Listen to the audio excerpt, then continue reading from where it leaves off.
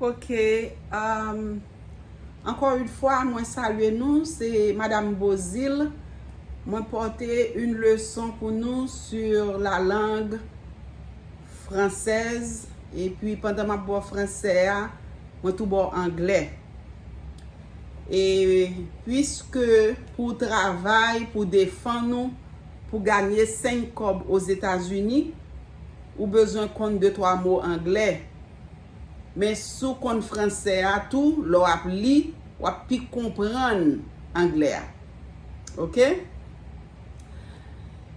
Et nous avons 2 verbes, ou bien jusqu'à 3. Et ces verbes-là sont très populaires et puis importants. Et ces verbes-là, numéro 1, c'est avoir.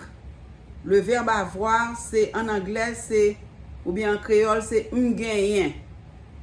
M'genyen 2 enfants. J'ai 2 enfants. I have 2 children. Le verbe avoir est très important parce que son verbe aussi non utilisé comme auxiliaire pour nous conjuguer certains verbes au passé. Et nous avons aussi le verbe être. Le verbe être, c'est yé. Je suis intelligente, moins intelligente. Grande. Je suis de grande taille. Je suis grande. Je suis petite. Qui soyez? Je suis professeur. Qui soyez? Je suis une femme, je suis une dame mariée, je suis une mère. So, le verbe être est important.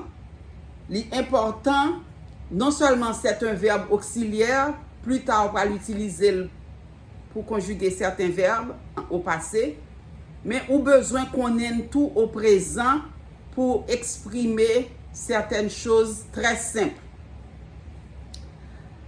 Par exemple, nous avons le verbe faire.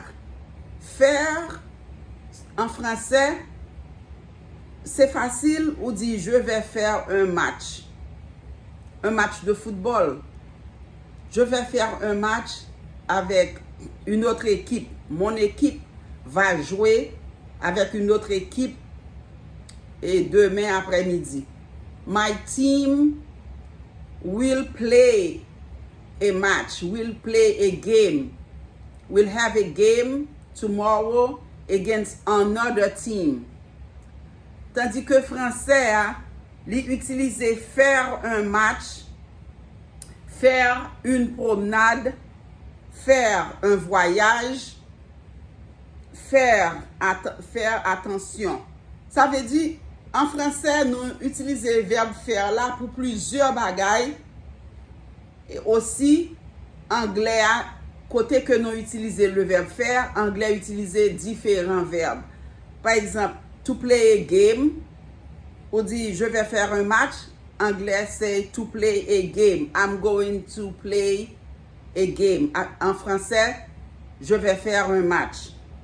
En anglais, I am going for a walk. I'm going for a walk down the street. Français a dit je vais faire une promenade sur la rue. Tout au long de cette rue, je vais marcher. Je vais faire une promenade à pied. En français, je vais faire un voyage. Je vais à Paris, je vais en Haïti, je vais en Angleterre. Je vais faire un voyage. C'est un voyage lointain. Anglais dit I'm going to take a trip. I'm going to take a trip next month, next year. It's a long trip. I'm going on a trip. So, il n'y a pas de faire là-dedans du tout en anglais. C'est connaître pour connaître ces expressions-là. L'équivalent en français, c'est faire. Nous avons une dernière expression.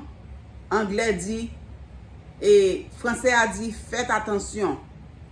Faites attention, c'est be careful ou bien anglais a dit pay attention. OK? So, ouais, français a dit, faites attention. En traversant la rue, il faut faire attention. While crossing the street, you have to pay attention. OK? Français a dit, fais attention.